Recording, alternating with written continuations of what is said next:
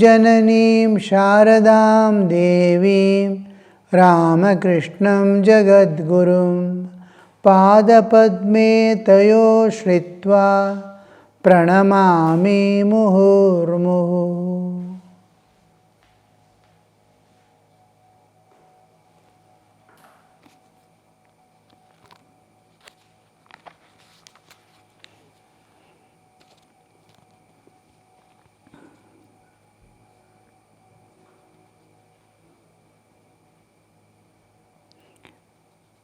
Master with a smile.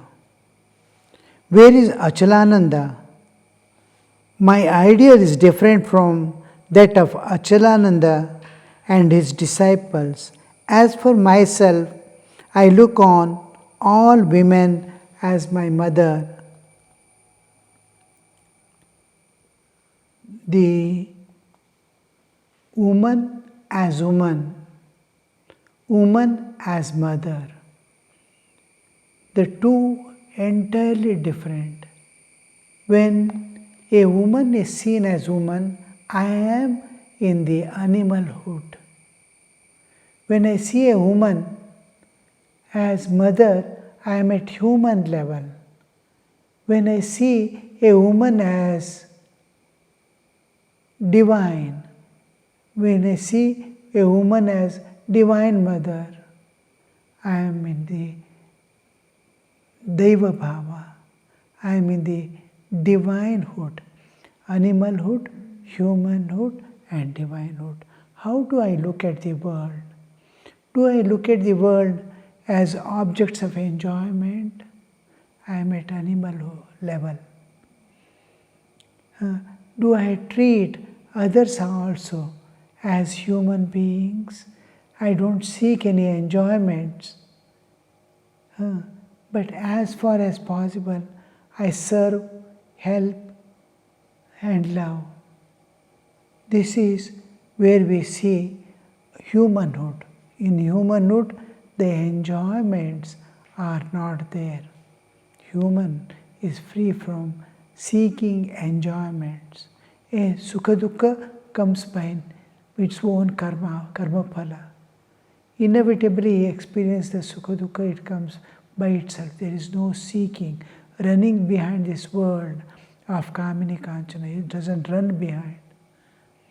So, whatever comes, he treats the sukha and dukkha samana.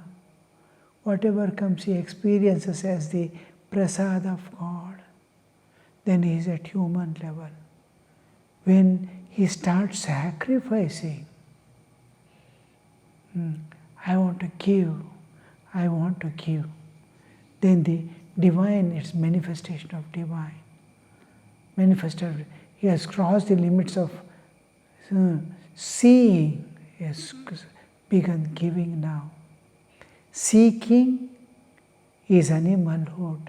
Neutral is humanhood. To give, sacrifice. When we see woman as woman, I am at animal level, and if a woman thinks she is a woman, she is also at animal level.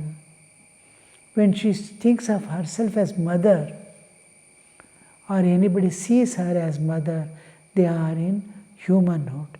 A woman thinking herself to be mother, mother is giving, woman is taking. Womanhood is I want. Motherhood is I want to give. Mother runs and serves, gives, goes on giving. There is no seeking. In woman, everything is seeking. In mother, it is giving. In Devi, it is blessing, sacrificing. These children must be ever happy and must be able to give, sacrifice their life for others. My children must be happy is different. My children must sacrifice. They must be like lamp posts, giving light to others, wiping the tears of others. Then the mother has become divine. the various aspects. Then she is called Gauri, the full of brightness. So here we see I look upon every woman as Divine Mother, is as a mother, as a Divine Mother. So at least, the least expected in the society is to look upon every woman as a mother.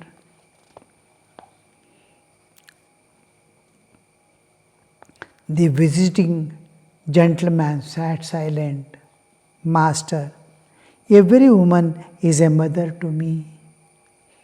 Achalananda used to stay here now and then. He would drink a great deal of consecrated wine. Hearing about my attitudes towards women, he stubbornly justified his own views. Justified means it is making, yes, this is true, this is going to happen. He insisted again and again, why should you not recognize the attitude of a hero towards a woman?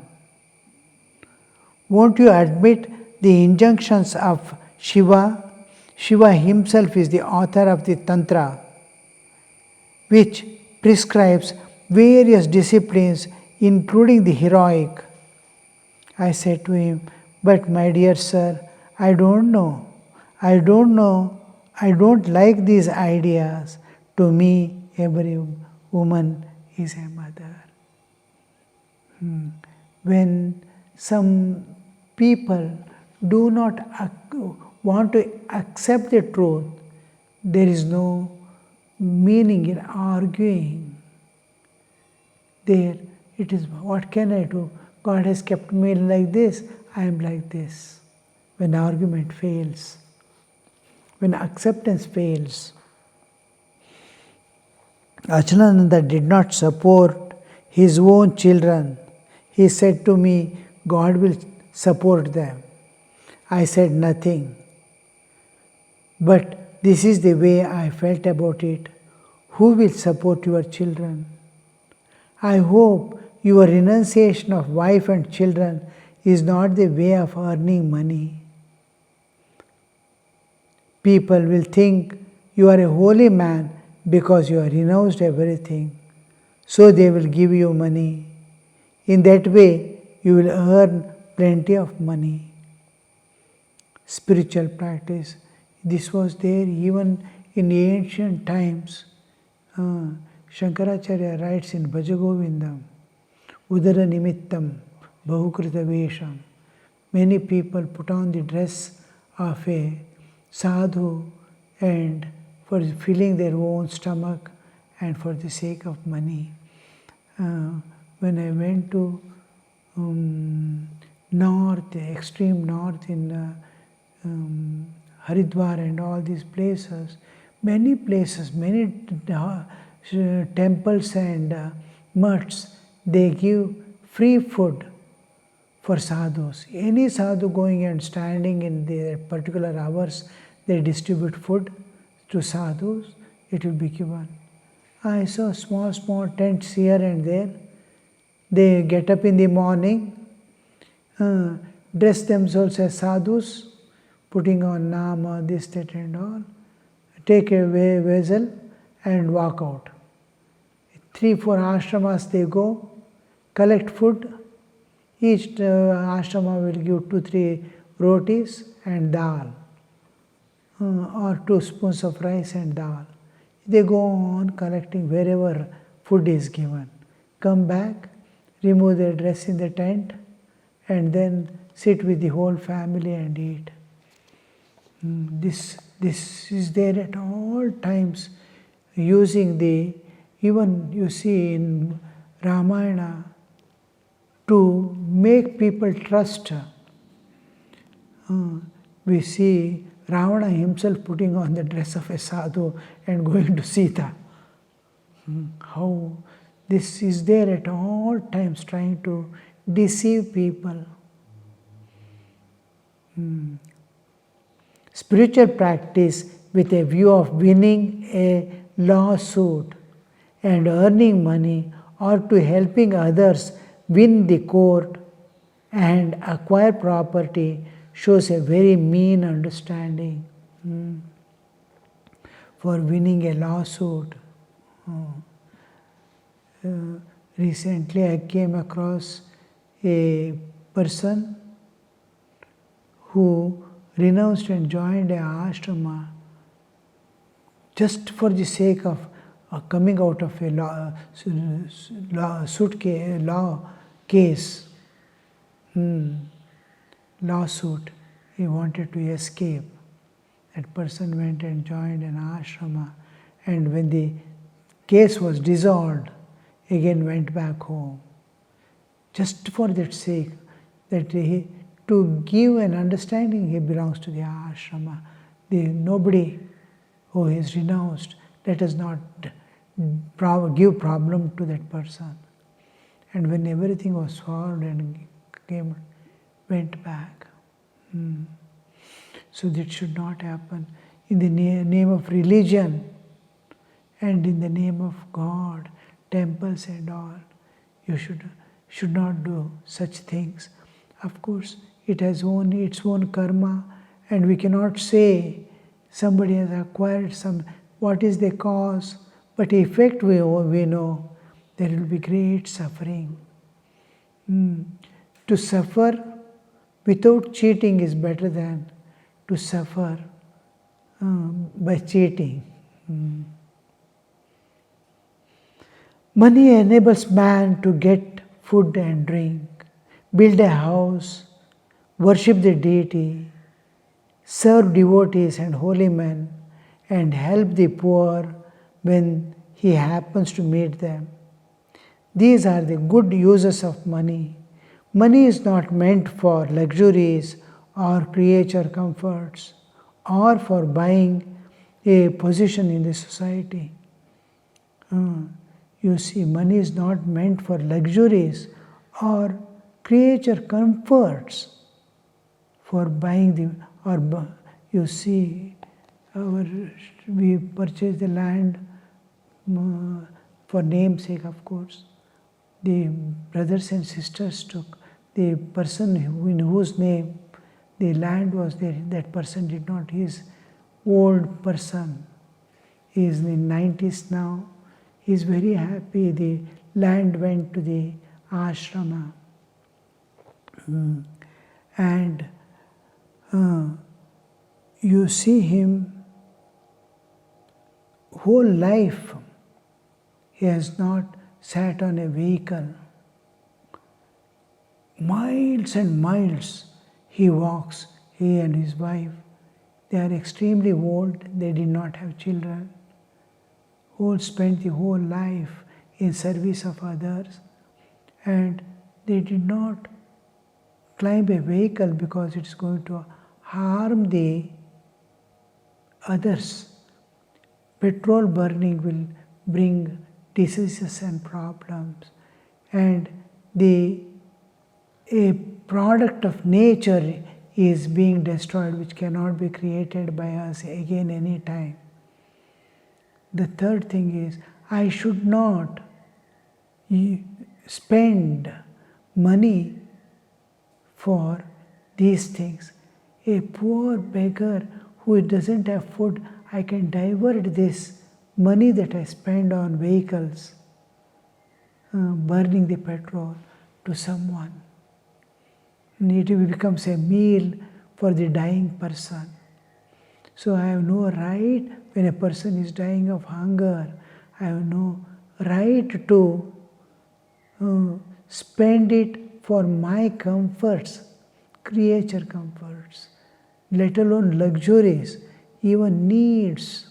There are people who sacrifice their needs also for the welfare of others, and he spent the whole his life hard work and serving the people. He has not kept anything with him. So many cows, this, that, land, plowing himself, giving food to others, rearing cows and giving milk to children without taking any remuneration in return. So this is how they sacrifice for others. Money is not meant for luxuries or creature comforts or buying a position in society. People practice various tantric disciplines to acquire supernatural powers, anima, mahima and all that. How mean such people are, Krishna said to Arjuna, friend, by acquiring one of the 8 siddhis, you may add a little to your power, but you will not be able to realize me. God realization is not possible. One cannot get rid of Maya as long as one exercises supernatural powers, and Maya begets egotism. How the thing you see. Body and wealth are impermanent. Bodies are also going to be destroyed. Money also. Shankaracharya says, Vidyuchalam Jivitam. Lakshmi Toya Taranga Bhanga Chapala. Vidyuchalam Jivitam. Now, how is Lakshmi? The money and wealth, it is like the waves of the Ganga. Lakshmi Toya Taranga Bhanga Chapala, like the waves of water, river. How it just flows from one place to another place, jumping about. Like money from one hand to another hand, it is slipping and going away. Today it is in my hand, next moment it is in somebody's hand. Somebody's hand, it is just skipping and running. Lakshmi, Toya, Taranga, Bhanga, like it appears and disappears. Appears and where it has gone, it has gone, it has gone, it has gone. Like that is the wealth. Life is Vidyuchalam Jivitam. Life goes away like lightning. It appears and disappears. So body and wealth are impermanent. Why go to so much trouble for their sakes? Just think the plight of the Hatha Yogis. Their attention is fixed on one ideal, longevity. Hatha Yoga is by which the person is going to live a little longer, 120 years, 140 years. Then they can be without body for some time, like 200 years, 300 years. What is the use? Suppose I live, Shankaracharya's mother wanted from Shiva a child. I want a child. Shiva asks her, God asks her, you want a fool of long life or a wise man full of wisdom and knowledge you want of a short life? She says, short life will do, but I want a child who is jnani, not a fool.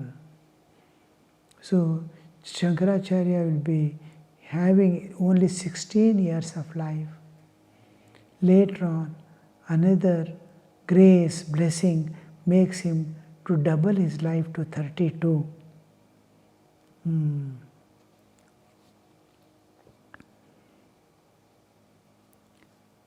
They do not aim at the realization of God at all. They practice such exercises as washing out the intestines, drinking the milk through a tube, and the like.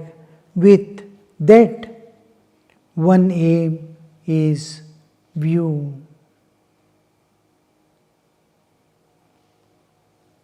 With that, one aim in view, that is longevity.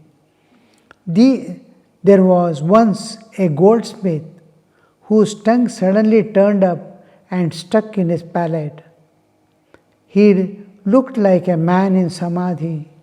He became completely inert and remained so long time. People came and worshipped him.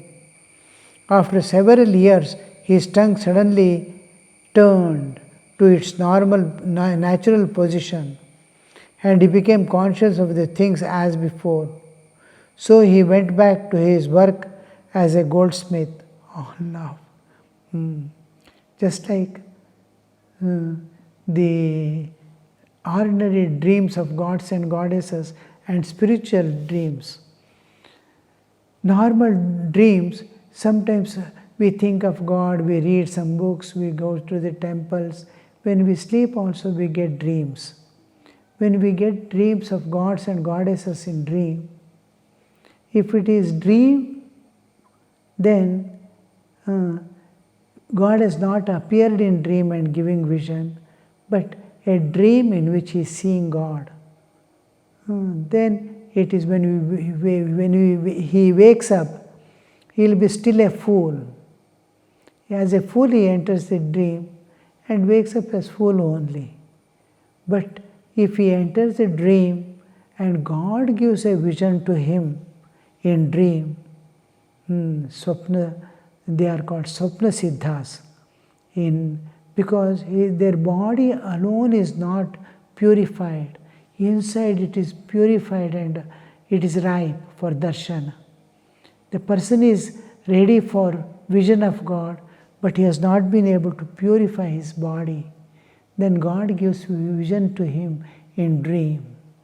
This dream, wherein God actually comes and appears before him in dream, reveals himself in dream. When he comes out from dream, he is an enlightened soul. Goes as a fool and comes as a realized soul. Otherwise, it is fool goes and as fool he comes back.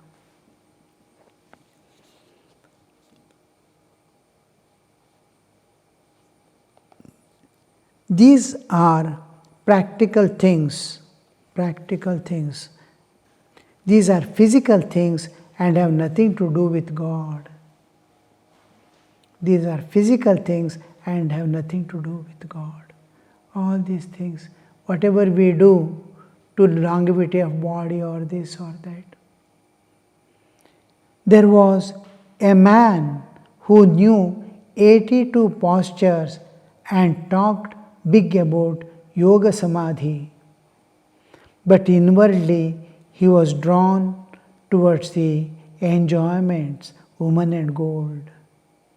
Once he found a bank note worth several thousand rupees.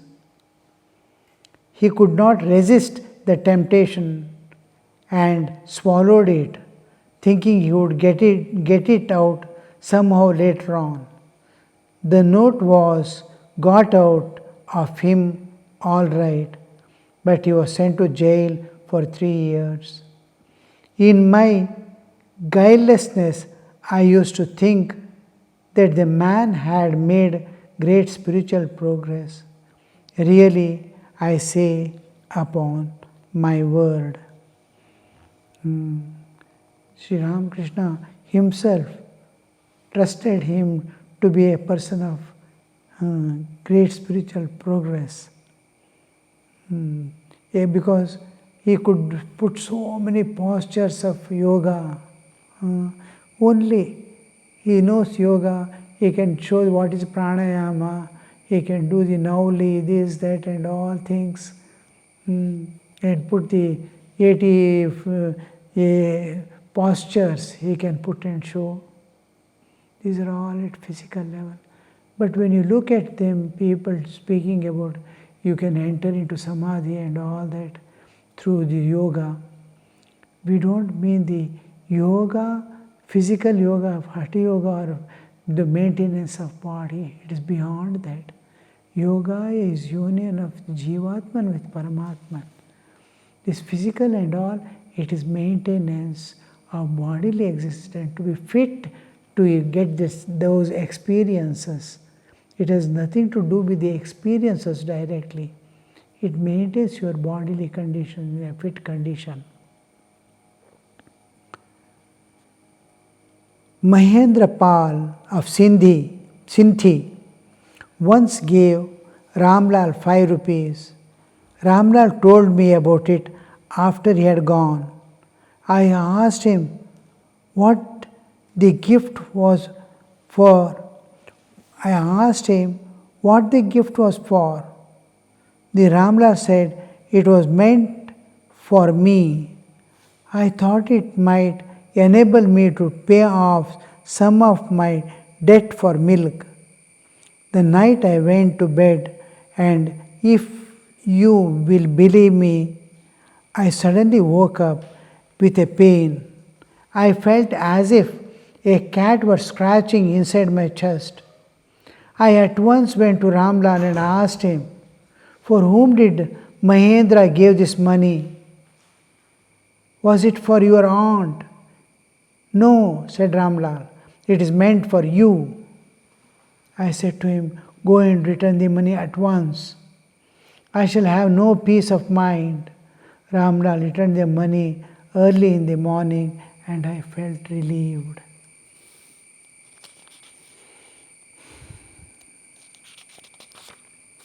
Om Shanti Shanti Shanti Hare Om Tat Sat Shri Ramakrishna Arpanamastu.